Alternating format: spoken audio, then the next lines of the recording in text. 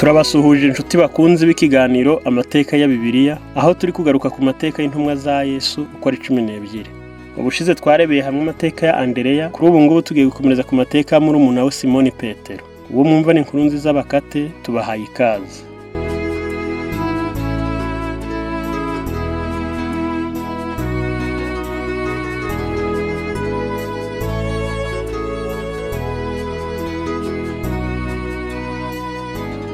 Igihe Petero yazaga mu ntumwa yari afite imyaka 30 y'ubukuru. Yari yubatse, afite n'abana 3, yari atuye i Besayida hafi y'i Kaperinawumu. Mukuru we Andereya ndetse na nyirabukwe babanaga nawe iwe, yaba Petero na Andereya bari abafatanyabikorwa na bene Zebedayo mu kazi k'uburobyi.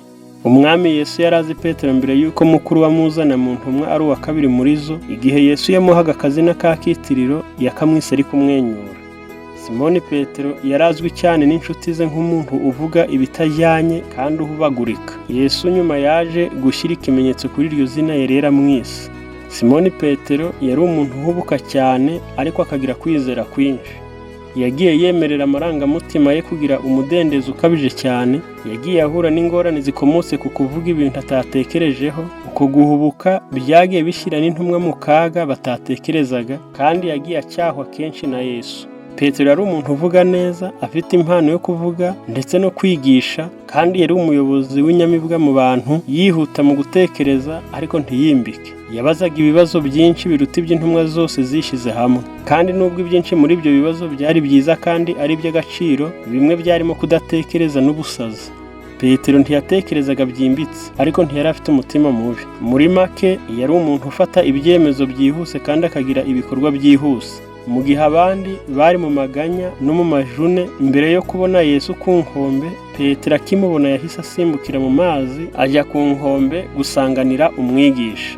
Icyo Petero yakundiraga Yesu cyane ni urukundo rwe rutangaje kandi rutagira impinduka. Petero ntiyigeze yibagirwa kwihangana kwa Yesu ku isomo yabigishije ryo kubabarira uwakoze ikosa, atari inshuro 7 gusa, ahubwo inshuro 70. Yatekerezaga cyane ku rukundo rw'Imana mu kumubabarira mu minsi y'umwijima, ubwo yari ahejejwe n'icyaha cyo kwihakana Yesu mu rugo rw'umutambyi mukuru. Simoni Petero yari afite ubudahemuka, ariko yagiye agira imitekerereze ihindagurika cyane. Akenshi akava ku kintu kimwe akajya ku kindi. Mbere yaje kwanga ko Yesu amwoza ibirenge, ariko amaze kumva igisubizo cy'umwigisha yasabye ko yamwoza umubiri wose. Ariko kandi Yesu yari azi ko amakosa ya Petero yari ari mu byo akora n'ibyo avuga, ariko bitari ku mutima. Yari umwe mu bantu batemera ibintu bidasobanutse, bakagira impamvu zo kuba intwari mu kubaza ibyo batumva neza. Petero yakundaga Yesu cyane kandi by'ukuri, ariko nubwo yari afite uwo mutima ukomeye w'ubudahemuka, yari afite uburangare n'imibereho idashikamye.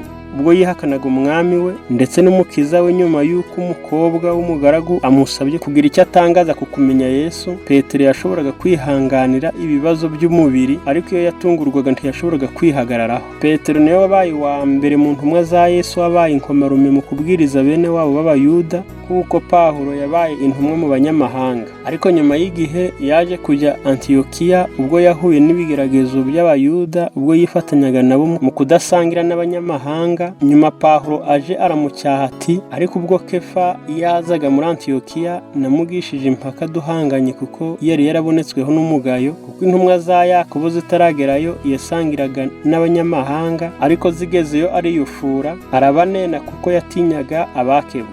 Nuko abandi Bayuda bose baryariyana nawe, ndetse ibyo bituma na Barinaba bayobywa n'uburyarya bwabo.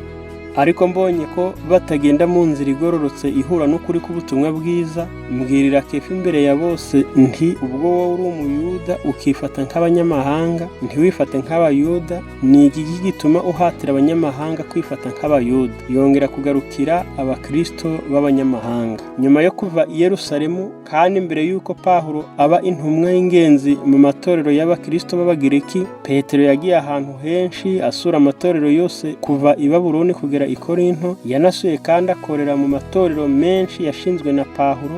Nubwo Petero na Pawulo bari batandukanye cyane mu myifatire, uburezi ndetse no mu myizerere, bakoranye neza cyane mu kongerera imbaraga amatorero mu myaka yabo ya nyuma. Bumwe mu buryo Petero yigishagamo bugaragarira mu byigisho byanditswe na Luka hamwe n'inkuru nziza za Matayo, nk'uko bigaragara no mu ibaruwa ye ya mbere.